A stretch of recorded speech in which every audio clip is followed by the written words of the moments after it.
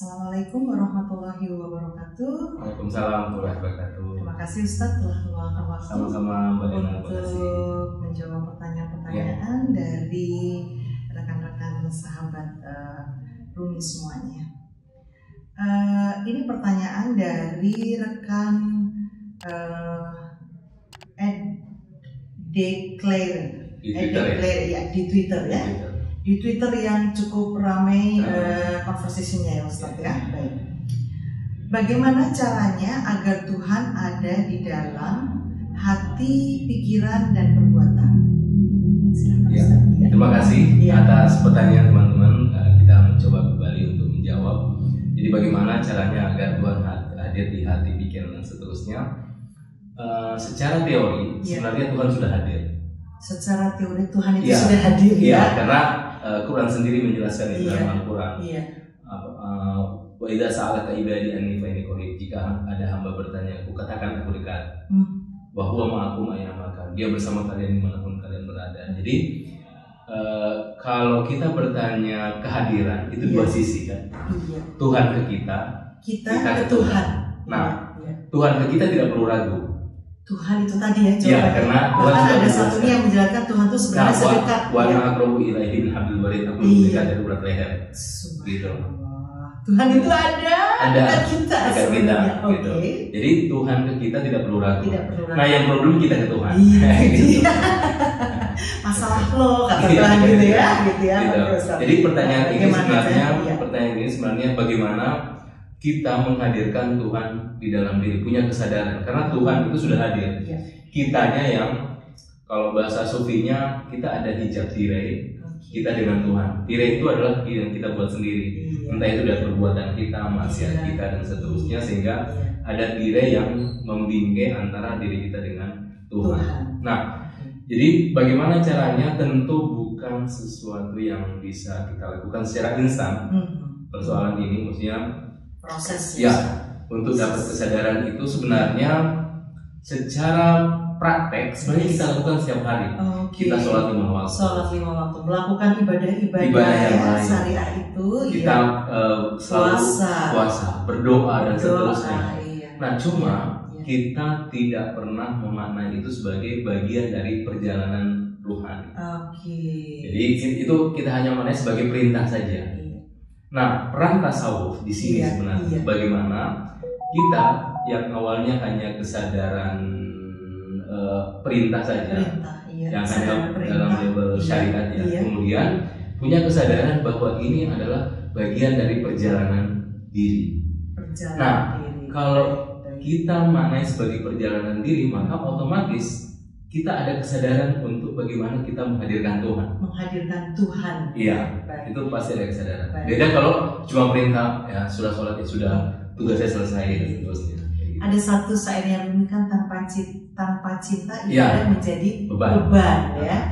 Jadi termasuk saya nih Ustadz ya. Kadang-kadang kalau mau sholat tuh kok kayak berat banget ya.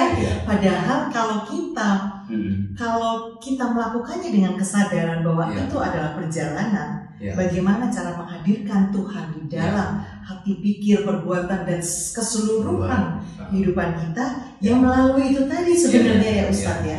Menghadirkan di sinilah peran tasawuf peran tasawuf. Baik. Tentunya ada praktek-praktek ya Ustadz ya. Ada praktek-praktek yang tips lah Ustadz gitu ya. Bagaimana ini tadi syariat-syariat ini tadi menjadi bermakna begitu menjadi bermakna. Kalau dari pengalaman sih kuncinya ada pada zikir. Tapi zikir yang saya maksud adalah zikir kolbu, zikir hati. Zikir hati ya. Ada yang dilafazkan saja ya 100 kali, berapa kali ini tidak terbatas karena dia hanya terucap dalam hati dan orang tidak perlu tahu. Dia hanya terucap dalam hati, bergumam di dalam hati saja.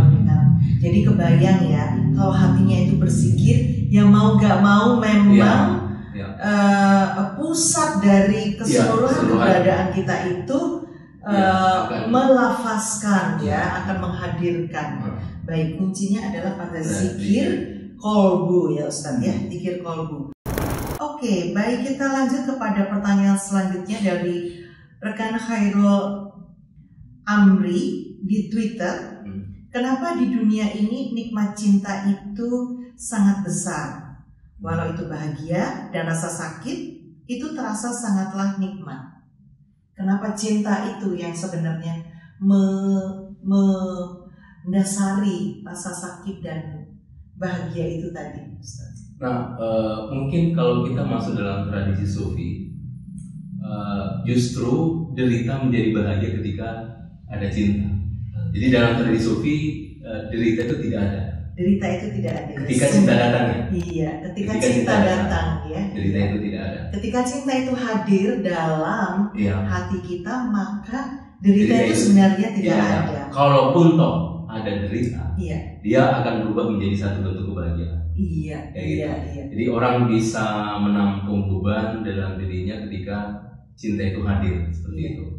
Makanya kita tidak mengenal dalam tradisi Sufi tentang derita. Kalaupun toh ada, dia akan berubah menjadi bahagia. Nah, mungkin kalau kita lihat film-film cinta itu berbeda ya. Iya, betul ya. Beda cinta, perspektif, romance ya, dengan perspektif Sufi ya dalam hal ini ya. Jadi ini kenapa makanya dalam perspektif Sufi cinta itu memang besar ya Ustadz ya, ininya ya, pengaruhnya ya, karena justru di sinilah sebenarnya yang mengubah perspektif derita itu tadi menjadi semuanya bahagia ya. Kalau saya melihat itu semuanya indah ya Ustadz ya, karena cinta tembaga itu menjadi emas, betul ya Ustadz. Raja menjadi budak, ya luar biasa. Jadi itu tadi ya jawabannya ya. Oke, selanjutnya adalah dari rekan Danang Alfi, bagaimana caranya untuk dapat mabuk Tuhan seperti halnya Rumi? Oke, mabuk ya. Mabuk ini kalau dalam tradisi Sufi pengertiannya fana. Fana. Oke. Mabuk itu sama dengan fana dalam perspektif Sufi. Jadi fana itu adalah ketika seluruh kesadaran saya direnggut oleh Tuhan. Menarik ya. Jadi ketika seluruh kesadaran kita direnggut oleh Tuhan, maka itu fana. Nah, disitulah kita akan mabuk. Bagaimana caranya mabuk? Ya, kita harus memfanakan diri berarti ya. Bagaimana itu Ustaz memfanakan diri? Kembali lagi ke bab suluk. Ke bab suluk ya. Jadi memang kalau saya lihat ujung-ujungnya memang semua itu memang tidak bisa instan, satu, dan yang kedua melalui proses, melalui perjalanan yang kita sebut dengan dalam tradisi Sufi adalah suluk ya. Nanti bagaimana caranya suluk? Nah, kita akan bahas lagi dalam episode selanjutnya ya tentunya ya. Oke. Selanjutnya adalah dari rekan Khairul Anam. Amal seperti apakah yang bisa membahagiakan Tuhan? Kemudian ada, apa mungkin Tuhan masih butuh bahagia? Nah, ini pertanyaan menarik ya, karena kalau kita lihat sifat-sifat Tuhan, tidak ada sifat Tuhan bahagia. Iya betul, tidak ada ya Ustaz, tidak ada sifat Tuhan betul. Bahagia dan tidak ada sifat Tuhan yang sedih juga tidak ada. Jadi yang begini sebenarnya dimensi psikologis. Cuma menarik begini. Itu adalah sifatnya makhluk ya. Coba saya mau ingin jelaskan seperti ini, bahwa dalam Al-Quran ada kata ghadaballahu alaihim, Tuhan murka. Nah, murka itu kan juga bagian dari psikologi. Iya betul. Kalau kita mungkin mengartikannya seperti marah ya Ustaz ya, murka itu ya. Nah, dalam tradisi Sufi dijelaskan bahwa ketika Nabi murka, sebenarnya itu bisa dimaknai bahwa Tuhan juga ikut murka karena Nabi murka terhadap Allah. Jadi ketika ada orang yang misalnya pada zaman itu ya kenabian misalnya dia membuat Nabi itu marah dan murka, nah Allah pun murka terhadap orang itu. Jadi artinya sebaliknya juga kalau kita bisa membuat Nabi bahagia, nah Tuhan pun ikut bahagia. Jadi artinya perantara begitu ya Ustaz ya. Tuhan itu kan maha suci gitu ya. Sementara kita ini kan makhluk yang penuh dengan ini. Nah, bagaimana caranya agar kita sampai adalah dengan perantaranya itu adalah nabi. Ya. Artinya amalan-amalan apa yang bisa membahagiakan Tuhan adalah amalan-amalan yang membahagiakan nabi. Jadi kalau kita ikuti perintah Rasulullah. Dan Rasulullah menjadi bahagia, maka Tuhan akan bahagia. Gitu. Termasuk membahagiakan makhluk yang lain. Itu juga Rasulullah itu juga bahagia, maka Tuhan juga bahagia. Dan Quran kan tidak pernah memisahkan antara iman dan amal soleh. Selalu berdampingan. Sholat, bayutuz zakat, mendirikan sholat, mendirikan zakat. Yang maksud dengan iman dan amal di sini rekan-rekan adalah iman itu adalah terkait dengan sesuatu yang ada dalam diri, sementara amal di sini tindakan terutama kepada pihak-pihak lain kan, eksternal misalnya zakat, memberikan infak, memberikan kebahagiaan.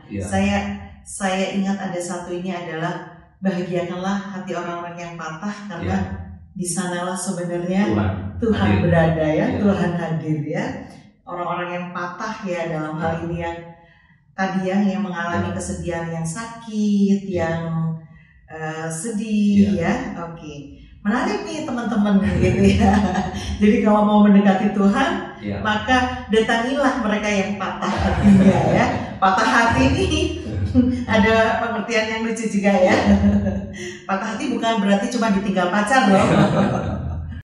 Baik, kita lanjut pada rekan Ari RZT.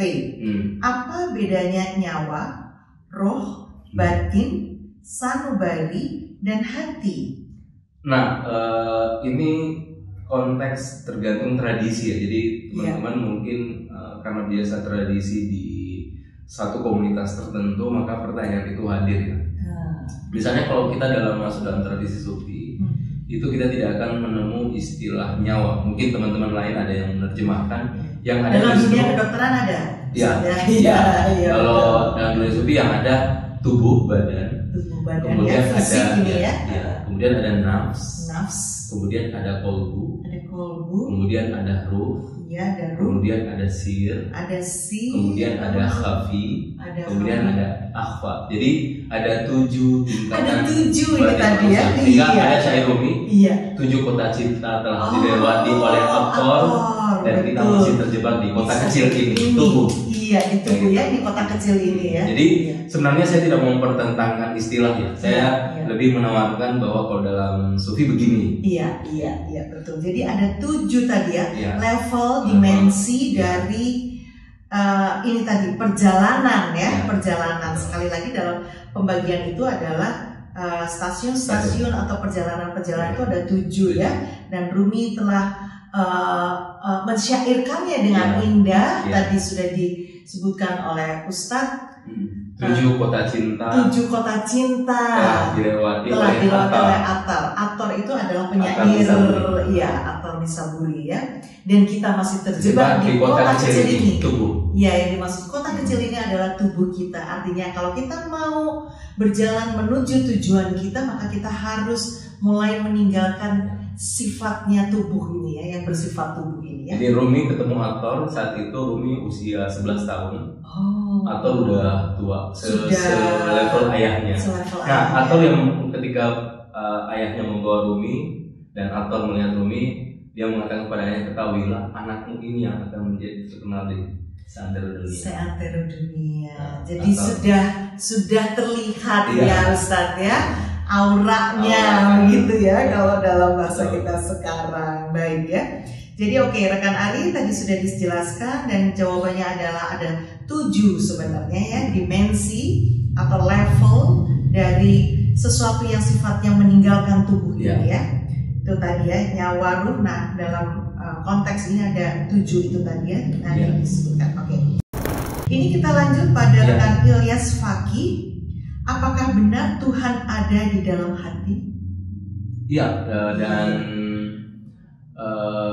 ada hadis yang sangat indah. Qalbul mu'min arsyur rahman. Hati orang mukmin arasy ilahi. Hati orang mukmin arasy. Kemudian dalam Al-Quran, Allah qalbain fi jawfi, Tuhan tidak menciptakan 2 hati dalam diri manusia. Jadi artinya Tuhan sengaja menciptakan 1 hati dalam diri manusia Karena hati itu memang singgasana Tuhan. Memang singgasana Tuhan. Singgasana Tuhan. Makanya ada perkataan sufi, jangan biarkan setan masuk ke dalam hatimu. Karena ketika dia masuk dan dia beranak pinak di dalam hatimu, perlahan-lahan dia akan mengeluarkan Tuhan dalam hati. Ya. Jadi artinya bagaimana kita, kalau saya melihatnya, apakah benar Tuhan ada dalam hati? Benar. Tetapi di sini tentunya ada proses ya Ustadz ya, ada proses. Itu tadi seperti kehadiran ya. Kehadiran Tuhan di dalam diri kita, jiwa, perbuatan, termasuk di hati, itu sudah tidak diragukan lagi. Tetapi bagaimana kita menghadirkan Tuhan tersebut ya, kita bisa merasakan atau kita bisa menghadirkan Tuhan itu, tentunya itu tadi ya Ustaz, menghilangkan setan dari hati kita ini tadi, dan tentunya dengan pensucian menurut saya, pensucian itu tadi dengan suluk kembali lagi ya dalam tradisi sufi. Baik, untuk edisi kali ini sudah cukup bahwa pertanyaan-pertanyaan ini. Terima kasih Ustadz. Terima kasih banyak. Iya. Selanjutnya nanti akan kita jawab. Terima kasih. Wassalamualaikum warahmatullahi wabarakatuh. Waalaikumsalam.